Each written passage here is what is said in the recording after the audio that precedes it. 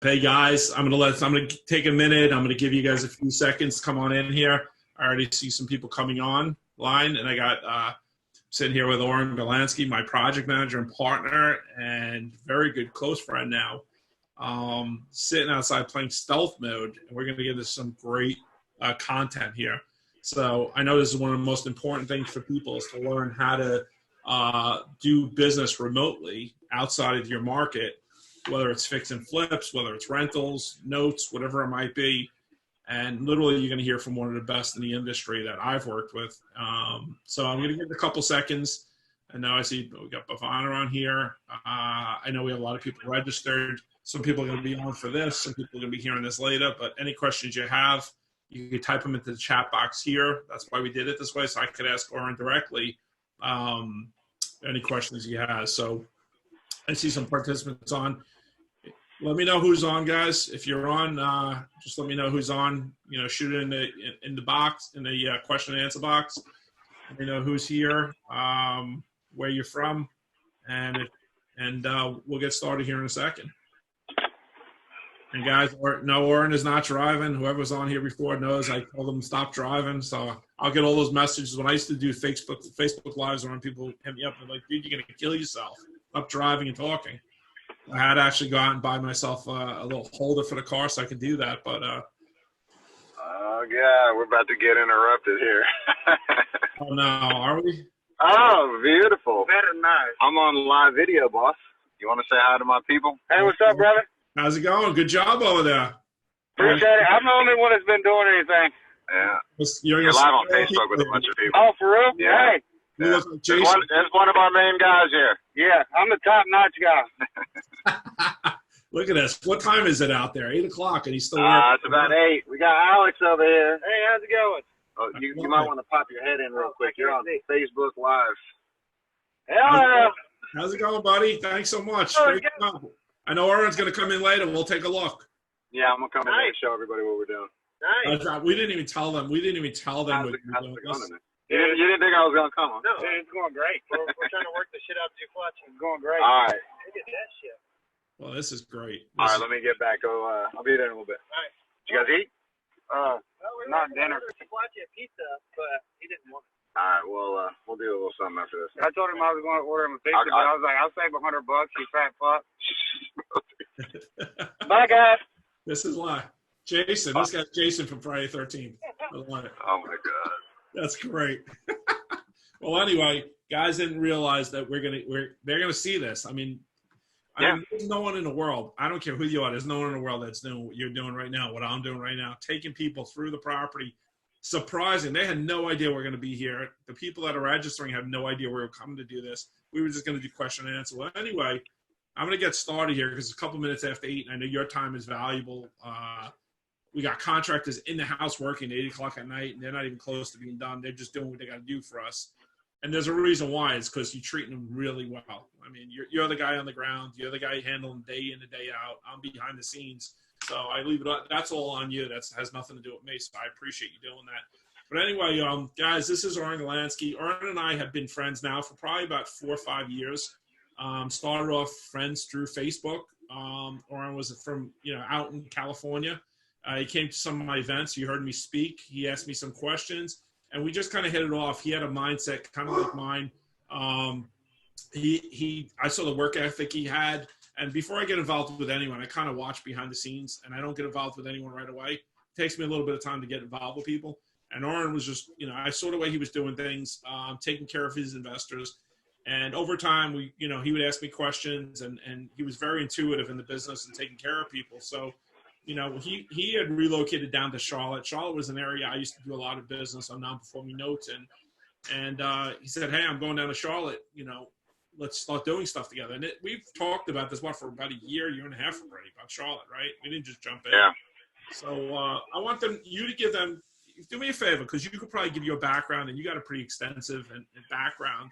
I know you started real estate in 2006, but tell people a little bit about who you are and what you've done. Hey, everybody. Obviously, Oren Galansky. First and foremost, I'm a dad. I have an 8-year-old daughter, Sophia, and that's, everything I do it for her. As much as I want to build a portfolio and flip houses and make money, I mean, I use all that money back on her some way, shape, or form. So I'm a family guy. I got into business in 2006, and the market actually started turning on us in Maryland. So my first 25 deals were short sales. I didn't know what a good market was till 2012. And, a lot of people were getting out of the business, and we stumbled upon BPOs and REOs. And, it was a really unconventional way back then. The banks didn't know what the heck they were doing. They were just getting inundated with volume. And we just kind of fell accidentally into that. And, I started taking pictures and just doing data entry. I'd never pulled a comp in my life, but over time, as we continued to grow the business, and like I said, it wasn't like we were looking for it. It just kept falling in our lap.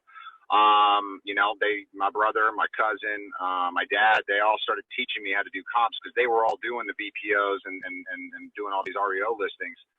And it just kind of started getting natural that, we were doing, I got to say 100, 150 BPOs a day just in our area. And, we had a system, we had a team, and we figured it out. It took us some time. And these BPO companies, they started coming to us saying, hey, you guys are like the best team that we've got in the country, and we've got some deficient areas. Can you help us? And that was where my opportunity started. I got the opportunity to expand our business into other states. We eventually got to 25 different states, probably doing 600-700 BPOs a day with, Yeah, we lost you a little bit. Are you there? Also about that. Yeah, can you hear me? Yeah, we hear you now. Sorry about that. Phone call was coming in. So yeah, we were getting to about 600-700 BPOs a day, and that was the expansion that we created. Put systems in place, built a back end office to assign orders, and I was in charge of hiring, finding these people, hiring them, training them to do BPOs, and that was my first endeavor of looking and comping out properties in other markets that I had never been in. And that was kind of the start of this whole thing where, my background is so extensive in valuation, that, I'm sure Dan will ask later, how do we get comfortable with numbers? Right. Well, let me ask you this, because you've been doing a lot of BPOs, a crazy amount of BPOs, right? Yeah. How do you, when you look at a market, right?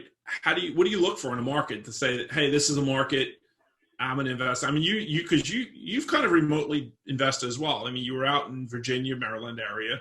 You were out in California, and you were still doing deals in Maryland. And then you went to Charlotte, North Carolina. How'd you decide what to look for in that area? What makes an area worth, like, what do you look for in an area? I know what I look for.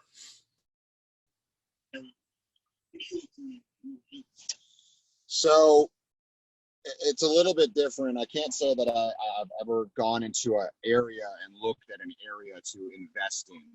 I grew up in the DC market, so my mom. DC, Jesus Christ. Can you hear me? Yeah, tell people stop calling you. You're not that important. I don't want to take the time. I just end it. So I grew up in the DC area. That's where all my real estate career started. So in California, we were doing a lot of online auctions. I was out there, I was online. I was finding these houses. I was comping them out. And, then I had a team in place that was, it was my family at that point, that was handling all the, going to see the property, making sure that we, and I knew those areas already. California, when I got out there and I did a couple deals out there, the same thing that when I got to Charlotte, what I looked for, I didn't have people that were just going to drive me around and tell me what was good, what was not good. I knew the MLS. I knew how to look on the MLS and see that there were properties being bought at a certain number and then exiting at a certain number within that same year. So I knew that I could find a bubble. I could drive around to those areas, and then I could start looking at those neighborhoods to see, pride of ownership. Are there other dumpsters in the area? Because that's another thing I look for if I'm going to look at a house. If I'm going to be the only one flipping in that neighborhood, there's probably a reason why. I kind of like the Starbucks method. How far am I from a Starbucks? Harris Teeter is a is headquartered down here. So how far am I from the nearest Harris Teeter?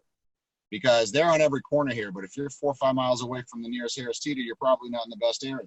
Well, this is good. I'm going to jump in a little bit there because you had mentioned you jump on the MLS. Most of the people listening probably aren't able to get access. That's fine. Zillow. Listen, if you're looking at recent sales of a house that looks like it just recently got flipped, it'll tell you the sales history. If they bought it 6 months ago for 200 and they exited at 450, that's a flip. So if and you can scan by map, like, all right, find another couple that's sold like that, and then go drive that area. If you're really new to the area and you don't know, like I was, like I said, I didn't have anybody telling me, Uptown and Siouxland Park and, Myers Park and Plaza Midwood where we're doing our stuff. Like, nobody told me about those areas. Like, you have to go and you have to find these areas. And that's what I'm saying is, like, when you're driving around and you are looking in neighborhoods, you can tell pride of ownership right away. You can tell which houses have been remodeled and which ones haven't been. And then, walkability, how close are they to the closest bus stop? How close are they to the closest train station? Because, when you get into these millennial neighborhoods, a lot of them don't want to drive their cars. So the great thing that I found out, and here's another trick, I guess I can step right into that. Yes? No, I didn't get dust mask. I was on the way here. He asked me for a dust mask when I was already on the way here. So, sorry, he just completely screwed me up there. Well, we're talking about basically, we want to make sure that people that don't have that investors that go into a new market, how they find where they should be investing. Again, Zillow will tell. A lot of investors that don't have MLS access live by Zillow. True or not? They're always on there at least to get some sort of information, and it tells you the sales history. Right. Like, you love Trulia, crime statistics, stuff like that. You got to pick a pocket. You got to start somewhere. You know what I mean? So, if you're going to buy in another market and you don't know, pick up the phone, call a local realtor, have somebody, get a referral, at least start somewhere where you know where to start looking. And then from there, you can start picking your bubbles and doing your own research. But Zillow, they'll give you enough information. I have access to MLS, so you're right. Maybe I'll have a little bit of an advantage. I just want to make sure that we have people that don't have MLS access, if they're especially in a remote location, and how do they go about this? And how do you comp out deals? How are you comping out deals to protect me while I'm remote with ARVs, rehab costs? What are you doing when you send over a deal to me? You send over a deal to matter. You know what I look for. What do you do when you send this out? What should a project manager be doing this? What do they expect from Also, hold on, whatever sounds you use in there I'm getting a ton of feedback here. You might want to turn that down. Okay. Still right now? Yeah. All right. Let's just keep going. Let's just keep going. You're going to speak. Okay. So basic, principles that I've learned in comping out values is that, you want to stay within 20% of your what I call a GLA is your square footage. So just basic 1,000 square foot house, you're looking at comps between 800 and 1,200 and you stay there. Obviously I start in the neighborhood. If I can stay in the neighborhood and find comps in that neighborhood, you're not going to find better comps outside the neighborhood. So those are usually my parameters. If I have to keep going because it's a more complex house, I like to stay within 10 years of the year built. So 1990 build, 1980 to 2000, that's where I'm staying. Usually lot sizes isn't a big deal. But if it is, it's also a 20% variance as well. But those are the guidelines that I stick by. And then, I like to start in the neighborhood. If I can't get what I need in the neighborhood, I go to a map search and I start going in incremental map sections by quarter mile. All right, cool. You there? Yeah, I got you. Sorry. So yeah, if I can't find what I'm looking for in a neighborhood, then I'll go to a map search and I'll start doing, quarter mile radius bump outs until I get what I need.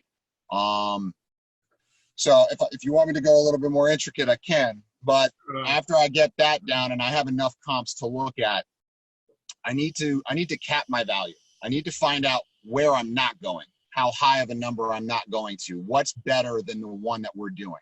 So if I'm 1,000 square feet and I used a 1,200 square foot comp that was, you know, a newer one, that had, you know, they remodeled it very nice, and, you know, mine is not that. You have to find a thing that you can cap your value. If ours is on a main road and theirs is in a cul-de-sac, well, theirs is better than ours. So I have to find that number where I know we are not. And then I just work my way down until I get into a nice little range that I'm comfortable saying, okay, well, I can't guarantee you it's going to be this number or that number, but I can get really close to guaranteeing it's going to come within this. And that's kind of how I start, because I know how you can really bury yourself. You start to reach, and you know, you go for that higher number that eventually you may not get, and then that budget that you put on a property, you end up blowing right by that, and then you get that lesser number, and that $40,000 or $50,000, $60,000 flip turns into a $12,000 flip real fast. And you know, we've walked away from a couple deals already, probably about 5-6 deals in the last few months that we felt like we were trying to push ourselves into a deal, so it didn't make any sense. So what I think it's a great topic. Just like myself, I mean, you've been there. What mistakes have you made? Right? I mean, these are the greatest teaching moments. We can talk about all we want, right? But I know everyone talks about how great things are. What's some of the biggest mistakes you've made that have taught you this business more than any guru out there? Well, trusting the wrong people. You know, I've either had direct responsibility in deals or indirect through partners. And we've taken a bath on a couple of houses because you trust a contractor. They've done a really good job for you 4 or 5 times, and you know, you don't go check their work or something like that, and they ask for $10,000 more, you know, and you get swindled. Trusting the wrong people in this business, it will take you out of the business very quickly. Right. And I know that's not an easy thing. I mean, it's something that you can't teach. You can't teach people, to be honest. But you got to give people a chance, but you got to keep them on a short leash, because once they get a little bit too comfortable, then things happen. So yeah, some of the biggest mistakes is just being a little bit too trusting. Not checking the houses properly. We've had some problems, and you know, you and I have gone through some stuff where we get rushed through a process to purchase.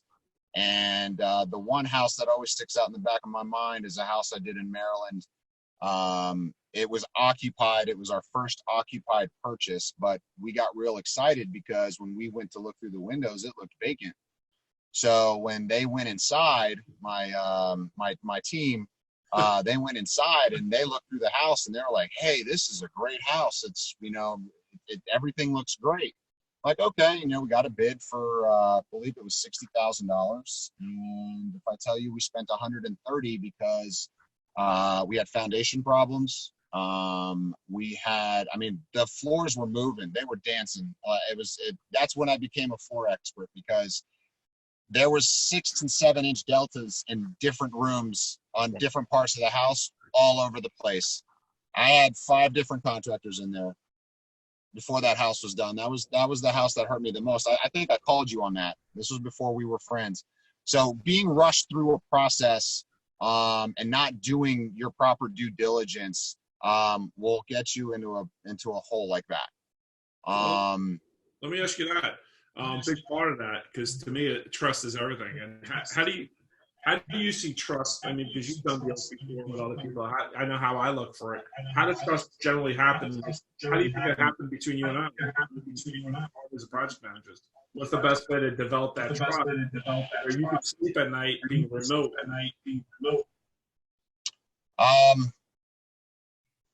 It's a tough question. I know how it is for me. I hate when people tell me too much. When they start talking a lot, oh, I'm this way, I'm that way, I'm this way, I'm that way. Usually that means they're not that way. I just like to show you through action. Right. That's all I can do. Give me a little bit of something to do. Let me show it to you.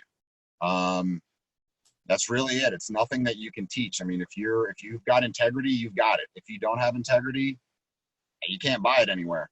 So if you're always looking to nickel and dime, and I think what made our partnership work and work as it is that you see that I'm not looking for the right now money. You see that I'm not looking for the, hey, I need to, get over for a couple $100. You see that whatever we're doing right now, I'm looking at this as a very long-term play, because I feel that. I'll jump in here and say this. Oren got into the house and he's looking at some of the appliances. Instead of throwing them out, he's like, hey, I'm going to sell these appliances. He didn't even need to tell me he was selling them. I thought he was throwing them out. So he sold them. He actually sent from this deal for the appliances that he could have sold them from his pocket. That's the trust. I'm hearing that exactly like crazy, by the way.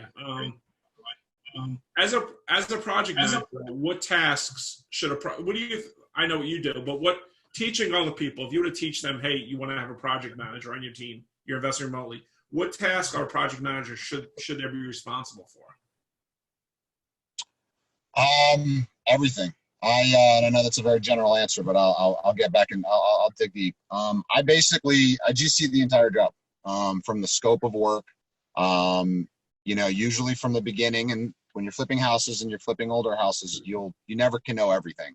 But usually from the beginning, we have a pretty good idea of where we're going to be numbers wise, what we're doing. I touch the job every day. I personally am not a once a week, I'll go by the house and, take a look and see what those guys are doing. I go every day, even if it's just for 10 minutes or even if it's just for 3 hours. Sometimes I take those guys to lunch. They're working hard. Man, it's 9 o'clock to 8:20 at night. They're still out here with breathing masks on, tearing ceilings down, probably going to go take them out for pizza or something like that. But it's touching the job every day. And this isn't something that I did just for you guys. I'll come twice a day. I'll come at night. When they tell me they're working, I'll come and check on them. Not because I don't trust them, but just so that they know that I'm going to stay on top of this job until it's done.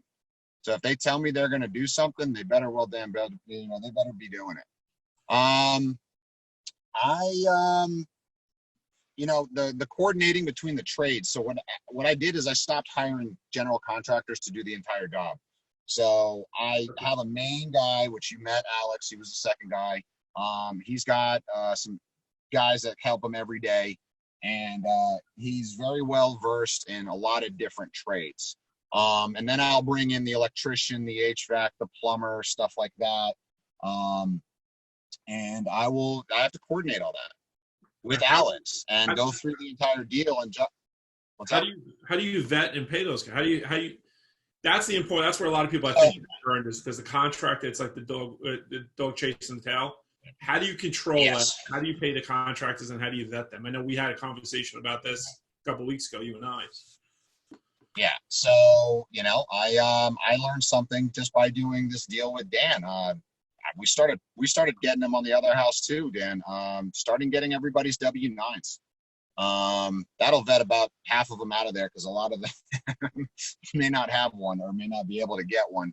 But getting W-9s and understanding that there is a payment process, that they're not going to get paid every single day for doing whatever they got done that day. How do I vet the contractors? There's no real fluid number one answer. You got to give guys a chance. If they have a license, which anybody that you use should be licensed, unless in North Carolina you're doing something less than 30 grand, you don't need one. But if they're licensed, you check that license. And the only way they get on our job is they go on my permit. So if they're licensed, I'm submitting their license number to the permit office. And they have all their information, whether or not they're still active and valid, whether or not their bonds are paid up, and I collect their insurance. But you still got to give them a chance to do the job. So whether or not, vetting is not just about making sure they're licensed. It's also making sure that they're good and are able to do work. One mistake I made, I gave one contractor, I gave him 10 jobs all at once. Never do that. Yeah, exactly. Never do that. You know, I'll talk about this too. We always stay in front of the contract. When I say that, is we don't give contractors money up front to do the work. And I'll have Lauren talk about a little bit about materials too. But if the contractor screws up or doesn't show up, they're not getting paid. So we still have the money to pay somebody. It's the same way we do it when we do lending, right? We're not going to give you all the money for the rehab up front. You do the work, we come out, we inspect it, the work is done, we pay for it. So, but you'll get contractors come in because they're great contractors. They're good with hammers, they're good with drills, but they're not good. A lot of them are not good business people. They don't understand how to run a business, right? How to have reserves, how to pay for employees. And they come to you and they're like, well, I need money. Well, that doesn't work that way. You were supposed to do A, B, C, D, and then you're going to get paid a draw. And that's what we kind of, implement with our contractors. And if they understand that, they do a lot of work with us. So we can help them build the business. And Oren's good with that. And talk a little bit about like materials, how we handle materials with our guys. And just so you know, what Oren's doing is exactly what I require every project manager in every market I'm in to do. That's why this is so important, because a lot of people are nervous to go outside their market. But if you just set parameters in place, you can do this in any market, and you're always in charge. And you make sure you have it's all about the good people, the partnerships you have. It's culture, it's the people, and the processes. Those are the three pillars of success. And I talk about that on stage all the time. Without culture, people and processes mean nothing. You got to have great culture, and great people, and then great processes. So talk about materials. How do we handle that? Because I've seen a lot of people get burnt paying for materials and never getting them. It's happened to me. I took away that responsibility from anyone. I will buy the materials. Me and Alex have gotten pretty comfortable where he's like, hey, I got to go pick up, some 2x8s, or, he needs some lumber, or he needs some material for, some demo or something like that. I give him the okay. I ask him how much he's going to spend. He'll actually buy it, and then I'll reimburse him. If it's anything large, I buy everything. Just the other day, I bought floors for another house that we're doing across the street, just because it was a great deal. And that's another thing that I do, is I'm always looking for great deals on stuff. And then if there is one, I'll go get it. But I never let them buy materials anymore.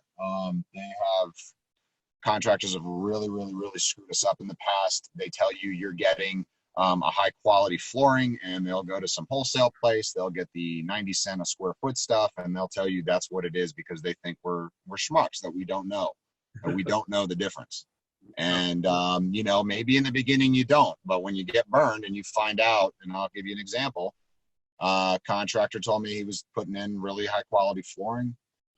We had to fire him mid-job. I said, I need the materials that we paid for that you have. He dropped off one box left.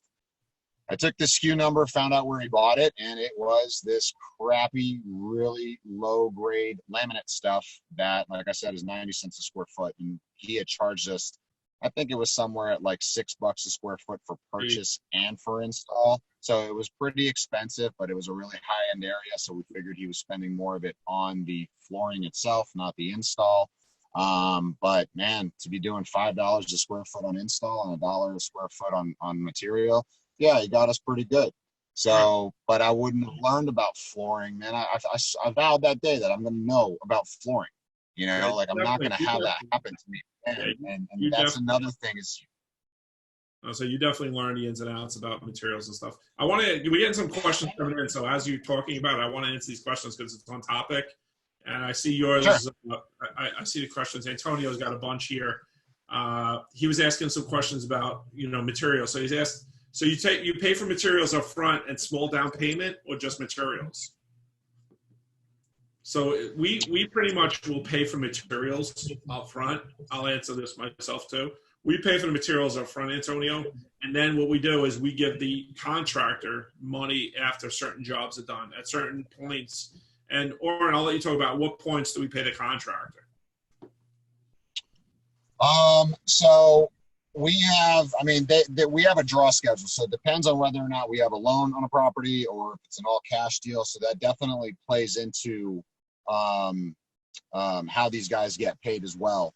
But normally, the house gets torn down and rebuilt in sections. So I like to keep my guys' pockets, to have money, because what will end up happening And you got to watch this. If they're not getting paid frequently enough and there's not enough money in their pockets, they'll take side deals to get money in their pockets, do just enough to keep us happy, but still need to go make money on the side. And you never want that.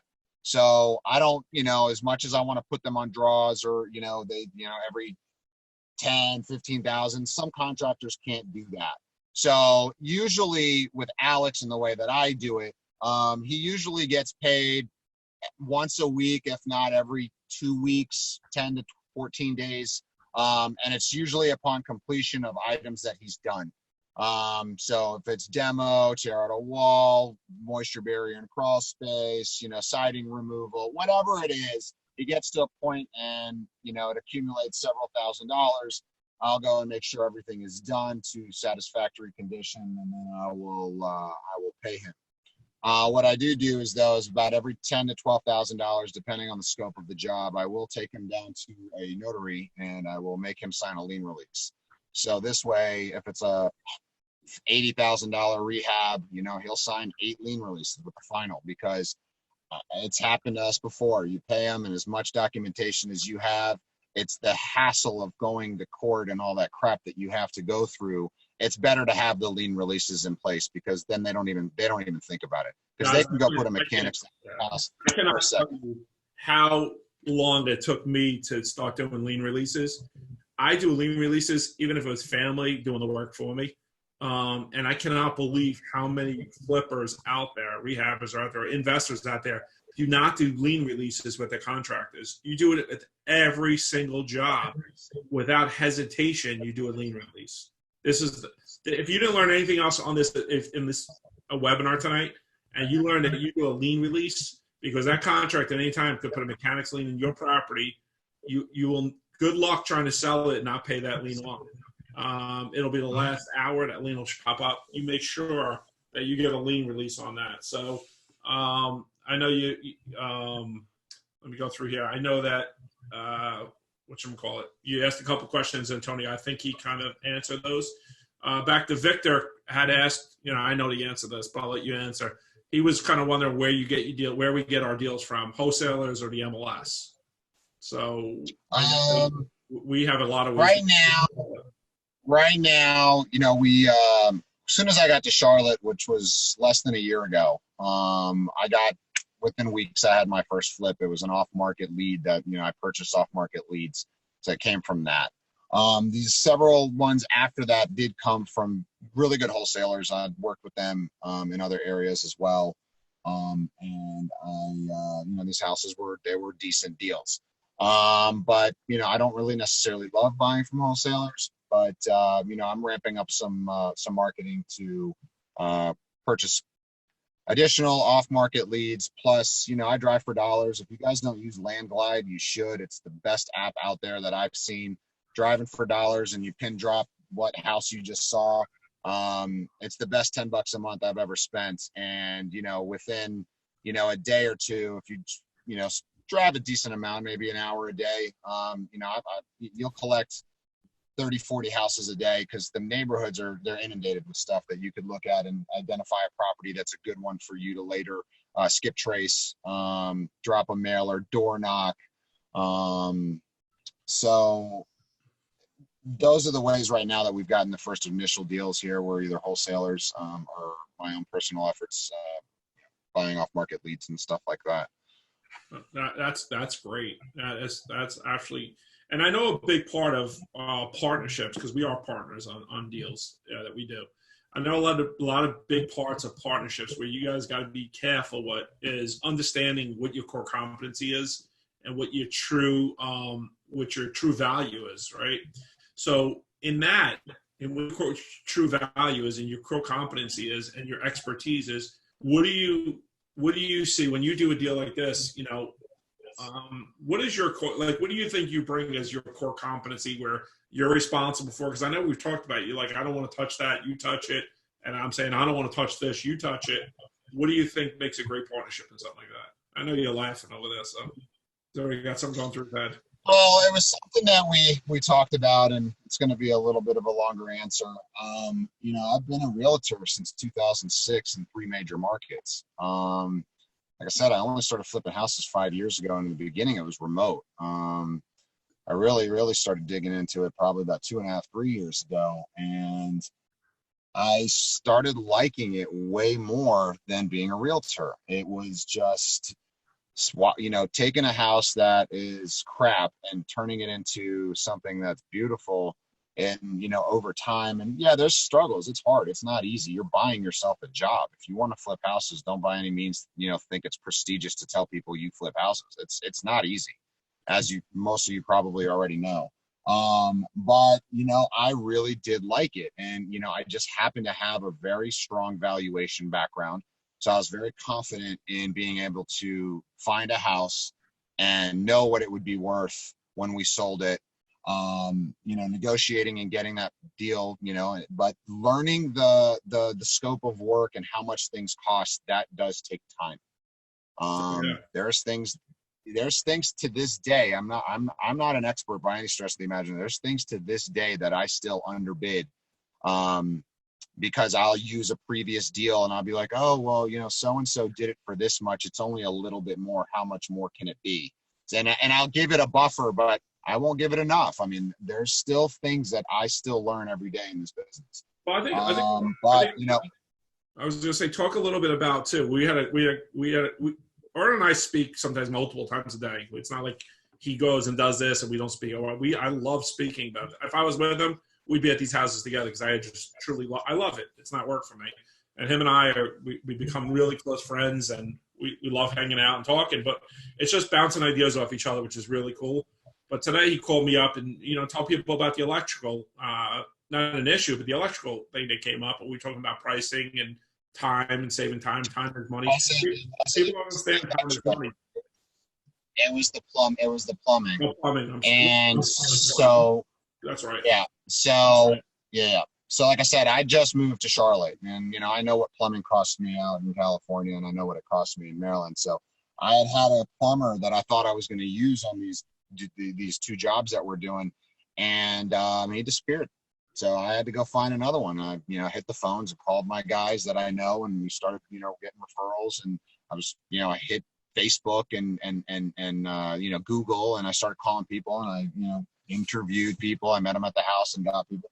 One guy came really highly recommended, and he wants $600 a fixture. And that's not what I have budgeted for our house. I don't have $600 a fixture. And I tried to negotiate with him, and he stayed really strong on his number. And I said, no, thanks. Like, I can't do it. And I started to call other people. And then, the other people that I had called in the beginning just they were really high and couldn't start in the time frame that I wanted. And the other people that we started calling, they're like, oh, we can start mid to end of January. Well, mid to end of January, if I look at it on a timetable, that's an additional mortgage payment for us. And if I'm really going to save, let's say, $1,500 by trying to find a cheaper plumber, if my mortgage payment's $1,500, but I can get the guy to do it now for $6,000, that's what we decided to do. The guy is very good. I went and I checked his work. He does stuff at new houses, and I was able to go and check his work, and he's really good. But it's a little bit higher than I expected, and our budget's gonna have to flex a little bit. But it gets done now. So if I have to wait for the plumber and work around that, and then wait for another plumber to come, mid to end of January, and we have an additional mortgage payment that's gonna bump our timeline out an additional month, then did I really save anything? And the answer was no. So I had to call Dan, and that's not an easy call when you call your partner like, hey, we're probably going to spend a little bit more money on this, but this is why we need to do it. And Dan was like, okay. It's not the easiest call to make to your partner, but it's definitely not one you're not going to tell them. So right. That's another thing. Is like, if anything changes in our deal, I sit in my car and I call Dan right away. So it's And that's huge.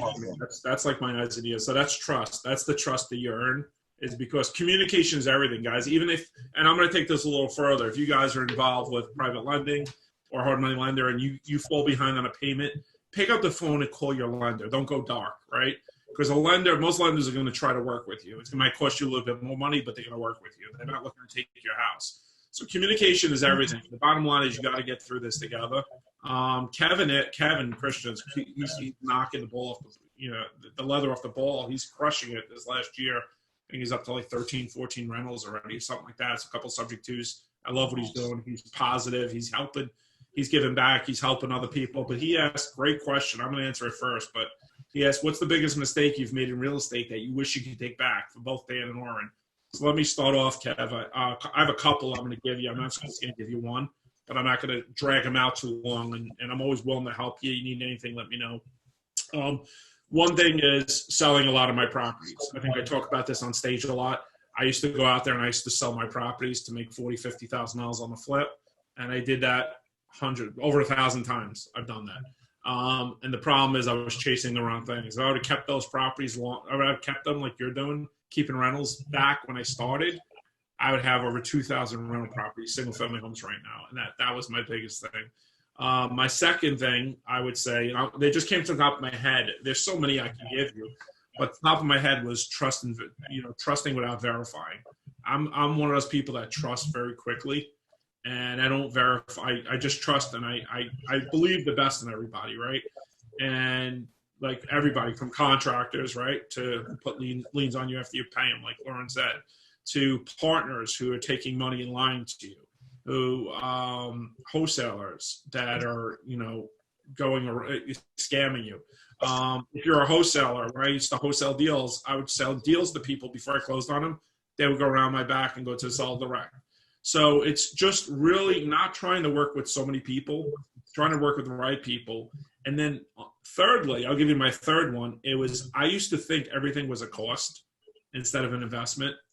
And once I got out of hanging out with the mindset of poor people, and it's not just money, poor people, where people like, well, I want to do this, but I can't do this because they have the but attitude. I'll do it, but I want to do this, but, and that happens a lot. And once I started hanging out in bigger rooms with bigger people, my business exploded, my family exploded, my mindset exploded. I stopped chasing these little deals. I started chasing relationships like I'm doing now. And I'll tell you this, I spend 6 figures plus a year in masterminds, events, and trainings where we have people that don't want to spend a few $100s to train themselves, or they think that they shouldn't pay for a mentor, right? And what Warren's going to make on a deal with me, people will be like, oh, you're crazy to give that kind of money away to a partner. No, I'm not. Because Warren, look, it's 8-something at night. It's 8:45 at night. He's sitting outside the house right now, checking on the house while I'm sitting home, in my house with my family. He's doing his part of the job. I'm doing my part of the job. And that's what a great partnership is. So people are like, why would you pay somebody as much as you pay them to be your partner? I get that all the time. And I'm like, because I can do a lot more business that way. And I'm about, how can I help you do business? It's not about how much money I can make. It's how can we make money together? And once you get out of that mindset, your life will change. Everybody's looking to, like, they have a scarcity mindset. They're like, oh, I'm not going to share this with you because if I share my contractor with you, I'm not going to be able to do anything. If I share my skill set with you, you're going to take all my business. And once I got out of that, the rooms I hang out with, I go to a room, we had a $5 million Fannie pool of non-performing notes. 10 people in my room, they were my inner circle. We all got together. We raised enough money to take down that $5 million pool. It's probably one of the best deals I ever did. I didn't say, guys, give me the money and I'm going to do it myself and you'll get like 10%. We all split it up. So I would have never done that deal if I didn't have the mindset of those people. So that's why I'm in 2 masterminds. One's $35,000, one's $30,000 a year. That's 2. That's just 2, plus all the events I go to. I don't just speak at events. I don't just get paid to go to events. I actually pay myself. So I do what I say I'm going to do. So those are the 3 things is mindset. It's 1. It's 2 is I would have, in the beginning, you're doing it, Kevin. You're keeping your deals. You're not selling them. You're not flipping them. So you're on your way. You got that figured out. And then I see you giving back a ton to the community. I see you in groups posting. I see you helping people out. So you got that. You got that, man. You just keep doing what you're doing. If I could do anything for you, I'm here for you, man. So, so I know I went a little long-winded in that, but he hit me with a question and answer. And I hope that it's okay. But what are some of your biggest? It really gave me some time to kind of reflect on man, my entire career. It's funny I call it a career because, I mean, this is as raw as you're probably going to see me get. I mean, I doubt myself all the time. And, you know, I live and made decisions from a place of fear for so long that I never took any action. So if the one thing that I look back on is the biggest mistake that I ever made was just not taking action sooner. I know people talk about it all the time. Dan, you talk about it a lot. And it's true because I'm 38 and, you know, I could be doing a lot more with a lot, you know, and have made a lot more money by now. If I had done, you know, and started sooner. But I didn't believe in myself. I always was able to find a deal. I'm good in front of people. That is like, I'm actually really good in front of people. I guess my core competency. I mean, making a deal happen, like you get me in front of any stranger in any room and I can get them to trust us in a matter of seconds. And that's not easy, but I was always too afraid to figure out a way to raise money, to ask for help and do it myself. I always had to pull somebody to, you know, loft it up there for them to do it for me. And until I stopped doing that, you know, it built a lot of confidence in myself. I was able to go out and do things on my own and I wasn't afraid to fail. I mean, yeah, this sucks if I would lose a house or lose money on a house. And has it happened? I've lost money on a house, but I've made every single mortgage payment, God willing, you know, but you know, it was always about being afraid to ask. And, you know, people say you can do this business without any of your own money. It's incredibly difficult. You have to borrow, you have to find a friend or a family member, you have to get a loan, you know, whatever. But I figured out a way to get my first one. And then I figured out a way to get my second one. And then it just kind of kept going from there. But every deal I do, I learn something. And again, I always kick myself for not just doing it sooner. And, you know, just believing in yourself, man. Like it's a big thing that, you know, people just talk about and like, oh, you're just puffing it up and, you know, this rah, rah, hoorah. And it's not, because a lot of people don't believe in themselves. No. And if I had done it sooner, I would be in a much different situation than I am. That's all it is. Listen, I teach, I have a couple trainings out there. I teach how to raise private money. I teach how to do a rental portfolio, build a rental portfolio. Now we're launching, I think you saw, we're launching our seller financing course starting next week. And it's funny how many people want that, but they don't believe in themselves enough to invest in it. And why would I want to partner or work with anyone that doesn't invest in themselves? I used to, years ago, I used to work with people all the time, and I would waste so much time. And my mentor told me, he says, you're screwing them over. And I didn't understand what he said when I said you're screwing them over. He said, because if they don't invest in themselves, they're not going to take action. If they don't take action, you just they wasted their talent. So you didn't get the best out of them. So you actually screwed them by helping them for free. And it's true. You know how many people I've worked with and I've mentored them for free? I don't think I have one success story. I honestly can't tell you I don't have one success story. And if you look at the testimonials on people who I've mentored that have paid to be mentored, well, the success stories are endless. And it goes to show you that, right? Why would somebody want to work with somebody who doesn't believe in themselves or value all I have in life is my time, right? Everybody wants my time. Hey, can I buy you coffee and pick your brain? And that's the worst thing to tell anyone that's been in the business. I don't care if you're in business 5 months, if you're in the business 30 years. Somebody's time is worth more than a cup of coffee, right? So when you say, hey, I want to buy, even though they know I like coffee relax, right? But if you tell people I want to do that, why would you value what I'm telling you for free if I don't value my time enough to give it to you? So there's a psyche behind this whole thing. So when people ask me, first thing they do is when they say, how much does it cost for you to mentor me? I won't mentor them. I won't, no matter what. I'm like, it's probably not a good fit right away because they think of it as a cost. If they don't think of this if they don't truly believe they're investing in themselves and their future, I don't work with them because I'm not the right person. I'm not in education for money. I'm not some guru out there. I'm somebody you see right now. We're doing deals right now, you and I'm doing deals in other markets right now. I'm doing my business. What I'm doing is I'm showing you and I'm taking the time to help you avoid those mistakes, just like you're doing. So if you were to mentor a project manager and they sat there and said, hey, can I do this for free for you? While you're out at almost 9 o'clock at night going to check on this house, all you have is time. You did say you have a daughter. You want to be home with your daughter, but you're out there working. So if you spent all your time at a coffee shop for 3 hours sitting with somebody, are you really doing what you say you're doing? is that the person you want mentoring you? So those are the things. Those are the things you have to learn. But we have another question here. Kevin, you're welcome. I appreciate that. If you need anything, hit me up. Melvin, can you share experience with your first to third deals? Did you estimate the work needed yourself or utilize the expertise of contractors? To you and Dan. I can tell you mine, and I'll give it to Oren real quick. Mine is that's where I made my biggest mistakes. I trusted. I went out there, and you got to remember, I'm in the business, guys, since 1990.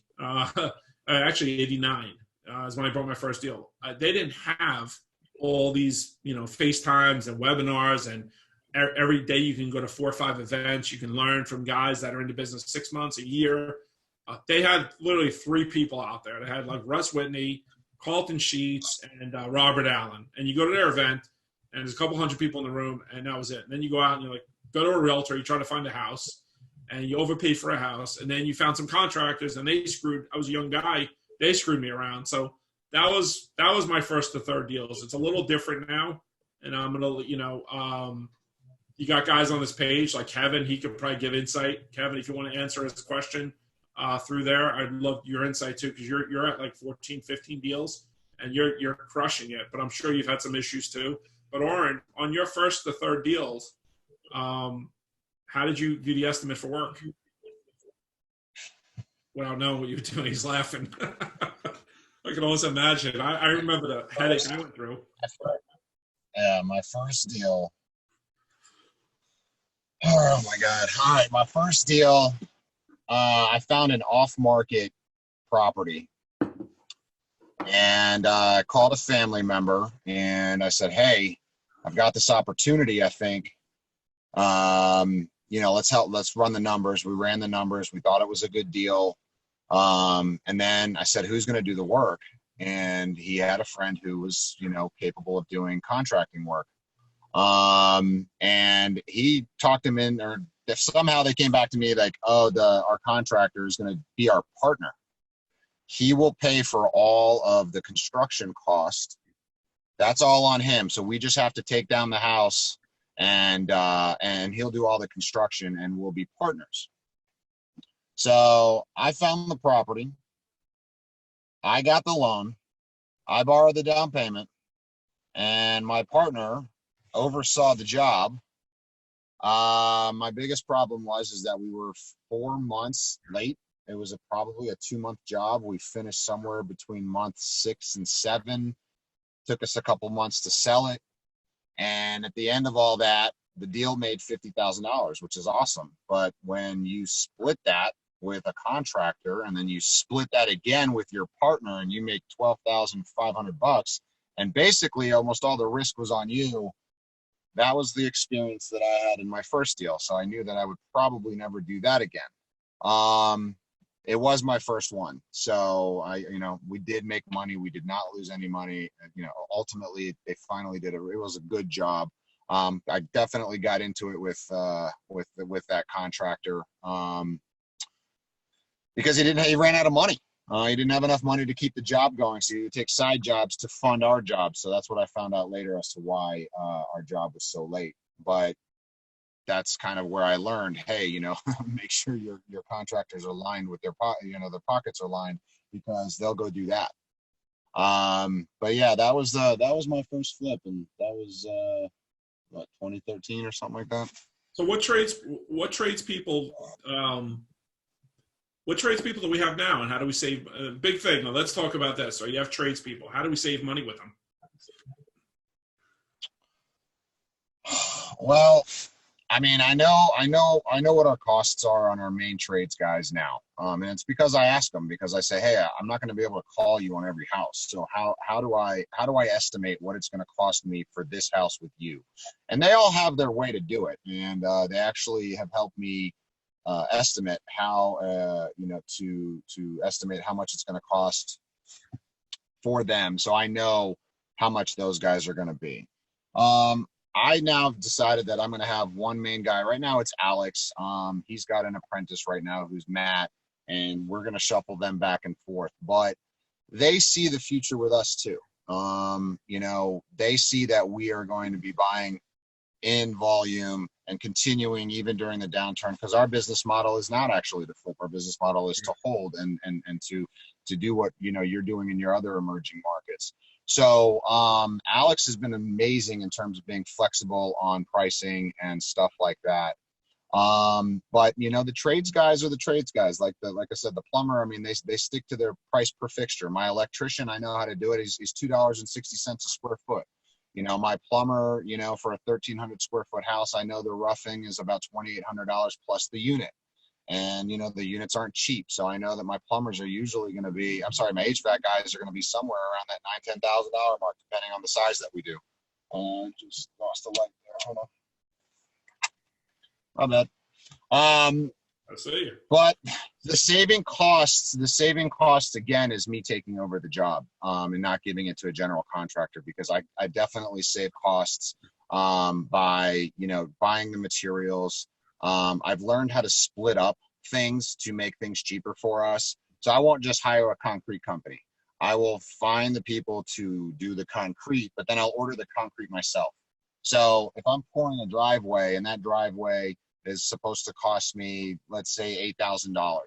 Well, if I split it up and I get the guys to come in, they'll probably lay the concrete down for $2,000 and the concrete will cost me $2,000. Then I've just saved us $4,000. So as an example, but those are things that I've learned over time to, you know, and how the processes through the job of how to do it, that I've been able to save money. You know, have I been able to negotiate some of our trades guys down a little bit on, you know, the price per square foot and stuff like that? Yes. But that's because they get continuous work from us.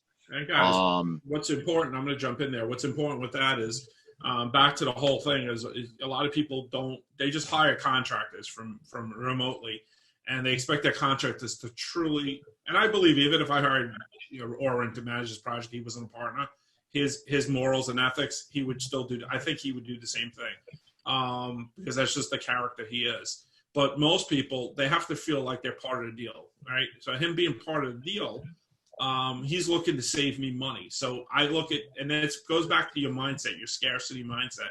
I look at it like, you know, I could turn around and make all the money myself, and what I call mule Lauren out and be like, hey, you got to be at this house at 9 o'clock checking on them. You got to do this, you got to do that. And I make all the money and he makes very little. But here's the situation where, you know, he's involved in his deal with me. No, it's not his money, it's our money, but he's involved in the deal, right? So if I don't make money, he doesn't make money. So he feels part of it. He saves me more money, we make more money, he makes more money. So that's a win-win. And the problem is, in partnerships, a lot of people are not win-win. They're looking to mule out their contractors. Like Oren's like, hey, I'm going to take these guys out for pizza. That's awesome. Like, treat them good. You know, as long as they treat us good, treat them good. You know, just take, and I'm behind them 150% with that. But a lot of people are like, no, why would I do that? Why would I pay for pizza for the guys? Why would I let them stop working? Why would I do this? But they didn't even know Oren was there tonight. He shows up. He's showing up because he said, you know what I'm going to do? I'm going to come through there and I'm going to show you these guys on the call what it looks like, and I'm going to check up on these guys because I do surprise visits. So that's what happens. That's what you do. That's really how you do this. And guys, I'll tell you the other thing with project managers, you got to be really careful. I had a project manager in Ohio I was using, and he was a project manager, but he did nothing. He was giving everything to the contractor, and the contractor was becoming my project manager, and he was getting money for doing nothing. He wasn't doing what you see Oren doing right now, right? So I was sending him money. He was just sending it to the contractor. It got to the point I wasn't even sending him money. I was sending it to the contractor. He wanted, and he was hitting me up all the time for money. I'm like, you don't get money till the deal is done. But you're right, Matt. Take care of people that take care of you. The problem is most people don't. They look out for themselves first. Why my business has grown so much? I'm not going to say this to impress you. I'm going to say it to impress you. My business has grown the way it's grown because I've always looked out for other people. Yes, it's bit me in the ass, but no, I'll say this. More than not, I wound up having great relationships with not a ton of people, but great people. Everything from realtors, right? Realtors that get involved. What drives me nuts is when realtors get involved in being investors, right? Because then all of a sudden they try to sell you a deal. Why aren't they taking that deal, right? Or realtors that want to be investors. And if you're a realtor, be a realtor. You know, that's like me being an investor saying, I'm going to sell my own property because I want to save money on the commissions. but you're an expert. I'm going to save money on the commissions, but you're a realtor trying to get in my business. Everybody has to stay in their lane. I think we talked about this before. Stay in your lane, right? If you're a realtor, be a realtor. If you're a contractor, be a contractor. If you're a project manager, be a project manager. If you're a lender, be a lender. Stop trying to take money from everybody, right? Everybody should work together, because it drives me insane when I see realtors doing it. It drives me absolutely insane. If you're a realtor, be the best. If you're a great realtor, be the best realtor you can possibly be. You know what? $1 million listing, those guys aren't out there flipping houses. They're not. They're buying some from themselves to live in, and that's it. But they're working with developers. They're finding deals, giving them to developers. Developers are fixing those deals. Developers are then in return giving the listings to those realtors. Well, you don't realize that. You're like, oh, how can I make another $5,000 now? Instead of saying, you know what? I found this great deal. Let me bring it to an investor. Let the investor make all the money on those deals, but those investors now has loyalties going to bring me deals. And that's the same thing with project management. So I know I went a little tangent about that, but it comes back to project management as well, you know? And, you know, what do you, I think I talked about, I was going to ask you with some qualities you see in other project managers that really, you know, sets them apart. But I think I just kind of talked about that, you know, when I said what I was saying. And big question, you know, listen, there's not, I mean, geez, we could probably put out a course on being a project manager, because I think we got it. I mean, I'm doing it in multiple markets. I think we have it pretty much locked down. And what you're doing right now is better than most project managers ever do. But what do you, as a project manager, where do you think you did most of your learning? Because there's not a book. I don't think there's a book out there. Maybe you could write a book on this, but I don't think there's a book out there on being a project manager. I mean, I learned by doing. I mean, that's kind of goes back to, I wish I started earlier, because how much more would I know? But I learned by doing. I learned from my mistakes. You know, I made mistakes. I still make mistakes. And you know, it is about surrounding yourself by really good people. You know, you'd be surprised what you can learn from a contractor by just hanging out with them for a little bit. You know. Oh yeah. Learning about wood, learning about nails, learning about trusses, learning about crawl spaces and joists and all sorts of stuff. And, you know, it's stuff that, you know, normally you don't normally care about. But when you do this, you know, have a little bit of pride, you know, start learning, you know, hang out with them. Like I said, I mean, I'll come out here and I'll spend 2-3 hours a day, and I'll just, you know, I'll watch them do what they do. And, you know, I ask them, all right, so when we're going to build this wall back up, how's this going to work? And like, they explain stuff to you. They know I'm not part of that world, and they, you know, and we kind of wash each other's back, because there's times where they need to be part of my world.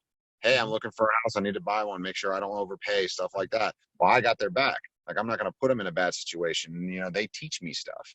So that's the thing that, like, you know, it's learned by doing. I mean, you can read a book on stuff like that. It's like getting your real estate license. They get you ready for the test, but they don't tell you how to do the business. Exactly. And that's the same thing here. You got to learn by doing. Well, what's so important? It's like anything else, guys. I always say, it doesn't have to be perfect, but it has to be, right? Look, Oren's sitting in his car doing a Zoom right now. It's not the perfect lighting. He's not in the studio. No, sorry about that. I'm trying to make it better. I just don't want my car to die. No. We don't want your car to die either. You're not going to go get pizza. But actually, we want you to go get pizza. We want you to gain weight. But anyway, but it doesn't have to be perfect. It just has to be done. And it's the same thing. I teach all the students I work with, stop worrying about everything being perfect. Everyone is these professional event. I call them these event goers, right? They have to go to every event out there. They have to have business cards. They have to have a website. They have to have an LLC. They have to have a domain name. They have to have their legal docs done. They have to have everything done instead of just starting, right? Find a mentor and get started, right? Bring value. If you don't have money, bring value to somebody else, right? Bring a deal to somebody. Bring the money to them and say, hey, teach me how to do this. I have a deal. I can get the money. Can you mentor me if you don't have money? But get started, right? There's so many people that don't believe in themselves to get started. And that's the whole thing. And I love that you said that that's how you learned this business. You just, you know, you took action, you learned, you screwed up. And don't be scared to screw up, guys. You're going to screw up. And also understand that if you work with somebody and they're going to, you know, destroy you because you screw up, it might not be the best partnership, right? You need to sit down and talk to people and say, what happens if I lose your money? What happens if this goes wrong? What happens if this goes wrong? How are you gonna? You got to look at their face. You got to see how they are. You got to see how to handle it. There's a difference about people being upset. They get upset. Things happen. You lose somebody money, they're not going to jump up down. But are they going to cut you off in life? Are they really there for you? Right? Your friends are the ones that are there when things aren't so great. So no, I appreciate that. And I know it's getting late, and I don't want to keep those guys. But you want to do a quick walk through the house real quick? Sure. Are you able to get in there? Are they there? It's our house. Of course I'm able to get in No, there. I mean, are they there? Obviously, I know. Yeah. Let's go have some fun. Let's show these guys the house a little bit. Just walk them through, tell them what's going on. This is a surprise. We didn't tell people this was going to happen. And we'll see Jason from Friday the 13th with his mask on. Yeah. Guys, this is the house, real quick before you even go on. This is the house that you saw me post about a month ago that we closed. And literally we could have taken this house and put a for sale sign on, sold it, made a couple dollars on it very easily. But watch what you see what's going on, and then stay tuned to this project out in Charlotte, North Carolina. But go ahead, go walk through. Let's have some fun. Let's have fun. All right. So this area is basically the edge of Plaza Midwood and Villa Heights. I'm just going to take you 2 doors down from us real quick, just so you see some of the stuff that we said we would look for. That's a brand new build, still not done yet. 2 doors down.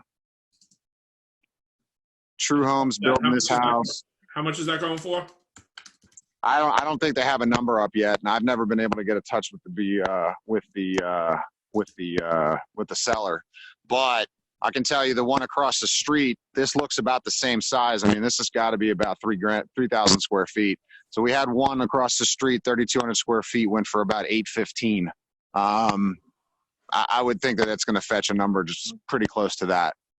Right next door to that, another one. Right across the street, this guy built this contemporary modern, looks pretty crazy because I can't tell if it's 1 or 2 properties, and then the one right next door to it. So right within there, I just walked 50 feet, and we've got 1, 2, 3, 4 new builds on our street. This area is hot. This is the hot one. Guys, and the reason I'm going to say this, I'm going to jump in. I'm going to interrupt a little bit while you're doing this because I'm watching the comments too. But the reason, I tell people I don't flip properties anymore. These are the type of properties I do flip because they're high end. They don't make sense for us to keep as rentals or seller financing, right? Yeah. So, the reason Oren and I are partnered now is because we're building a portfolio in that area in North Carolina and South Carolina that we could seller finance turnkey rentals to investors, right? These houses over $400,000, they don't work for for rentals. So I want to put that out there and say this is why this is a flip. So I do flip properties when I get this kind of fell in a lot. There's no reason to let it go, and I'm not here to wholesale stuff really unless I have too much on my plate. So that's why it's going to flip. And you're going to see, Oren's going to talk about some of the things we're doing inside. That's going to make this. Yeah. It's something I do want to share with everybody because I don't want to be part of that, part of that group that only shows the good. So normally I probably would not buy a house like this that's so close to a main road. We are basically on it. One house next door to it would be a little bit closer, but the plaza is a main road.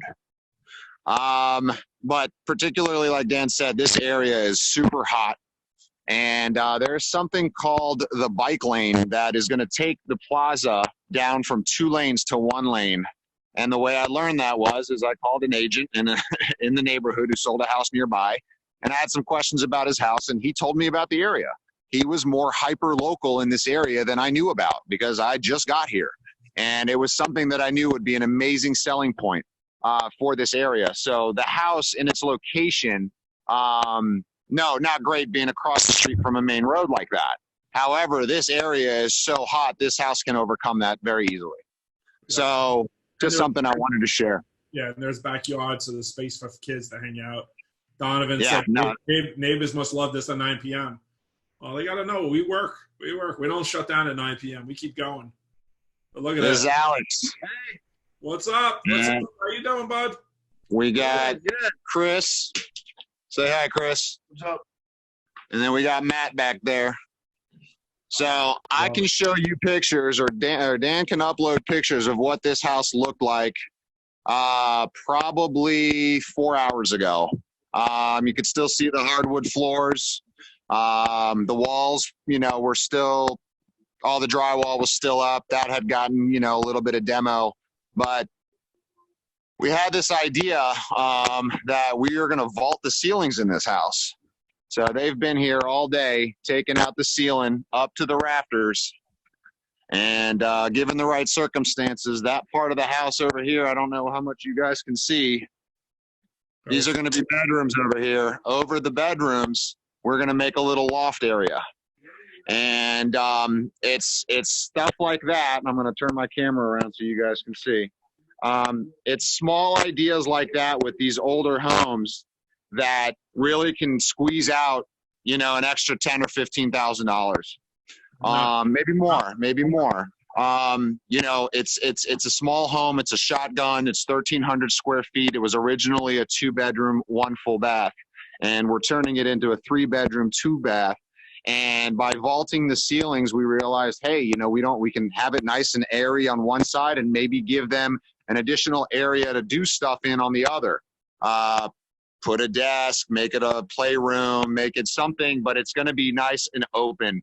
And, if you know your buyer, if you know who your buyer is for that market, this market is definitely millennials. Millennials, they like tiny homes. Well, if we can make a tiny home, 1,300 square feet, but feel bigger and more use of space, and it's not going to cost us that much more to do, then it's the ideas like that in these type of houses that can really be the difference of whether or not you kind of do okay or you do really well. No, that's awesome. That's what we love to do. And that's this kind of stuff that Oren and I speak about sometimes multiple times a day. Obviously, he's giving me videos and pictures every day. He's there every day. But we're constantly talking about ideas. That vaulted ceiling is an idea that we came up with, I think, like last week. We started talking about it. So, you look at those ceilings, you're like, how do I get more space out of this? If you vault the ceiling, it's not going to cost that much more money. And that's what having a great project manager on the job, thinking alike, or just giving ideas, throw out ideas, say, no, this works, this doesn't work. So, is there anything else? We don't got to do a full walkthrough of everything, but is there anything, I know it's getting late, I don't want to keep these guys, but is there anything else that you think is really beneficial for these guys to see or look at? I don't know. I mean, we've talked about it already. It's 9 o'clock at night and I got 3 guys working their butts off for me, not because I asked them to. They definitely didn't know that I was coming back today because I've already been here once before. But it's because they understand the timeline. And I told Alex that our timeline, we're a little bit behind, and he said, fine. He goes, I'll stay as late as I have to today, and get as far as we need to get to catch up. And that's what they're doing. It's not because, like I said, that they're showing off or anything like that, or it's because they understand the timeline. Right. They didn't know you were coming. So, all right. Well, I don't think, thanks, Donovan. I appreciate that. Kevin, you're 100% right. You got to learn by failing. And I see you teach that to your kids too. And you're definitely emulating what you're saying. So I appreciate that. Appreciate all you're doing. But Oren, thanks so much for taking the time out away from your daughter and doing this for the group. I appreciate it. I appreciate everything you're doing. Go take these guys to some pizza, have a good time, and I guess I'll talk to you guys soon. If you have any questions, guys, post them here. No, Oren and I can't take on any jobs for anyone else. Absolutely not.